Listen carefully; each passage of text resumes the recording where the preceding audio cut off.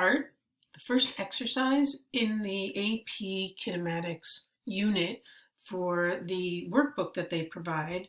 Really, really good exercises. They do different things, but you'll notice these headings are often repeated. There's sections on representations, there's sections on argumentation, sometimes there's data analysis, sometimes there's other things as well. But these take you through the different skills that we're trying to develop. And so these are not AP style questions, but they're going to help you build your skills that are needed to answer AP style questions. Just so you know, the reference is up here. So if I say do AP workbook unit 1A, that's where you're going to find that, right? It says unit 1A. So I'm going to just, give you the entire packet and you got to go through and find it. All right, so let's work through this one together. Angela is running to the bus, which is 15 meters away. So first we're going to practice using representations, which is just another way of saying drawing a diagram. On the diagram to the right, label Angela's position with 0 meters and label the position of the bus door 15 meters. Label the marks between Angela and the bus with appropriate position values. So you can see that this must be 5 and this one's going to be 10. So these will all be the numbers in between. Okay. Based on those labels, which way is positive? Well, if this is 0 and this is 15, this is the positive direction. So you want to label it. This is called a vector. Anything that you can make, any arrow in physics is called a vector. So that's going to give you, that's a definition here that you should know.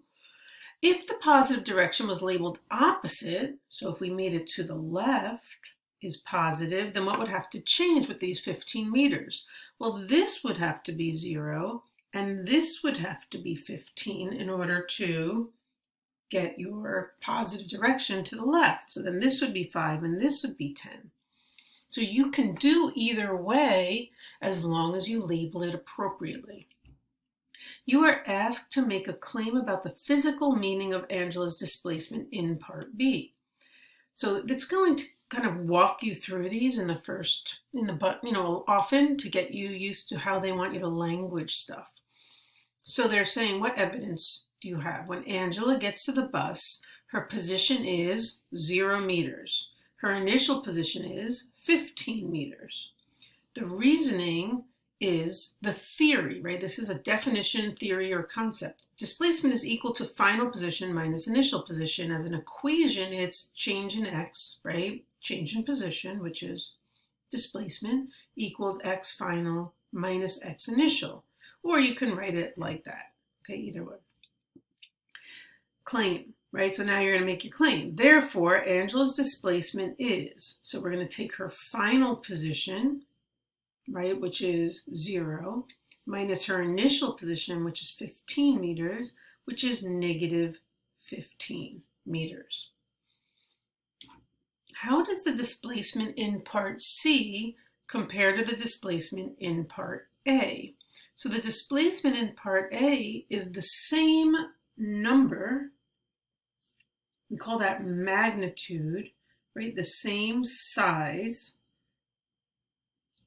but opposite sign, which tells you it's the opposite direction.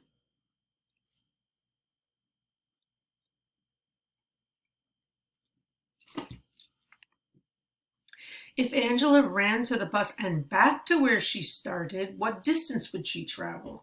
Well, since the size only is the numerical quantity, right, then we know that she runs 15 meters to the right and then another 15 meters to the left for a total of 30 meters. Her displacement is her initial position, right, or her final position minus her initial position.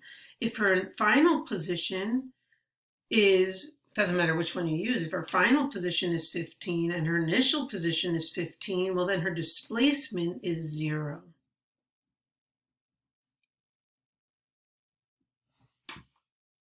So that is the difference between distance and displacement. The distance, you don't take into account the sign. And when you're doing displacement, you need to take into account what the signs are.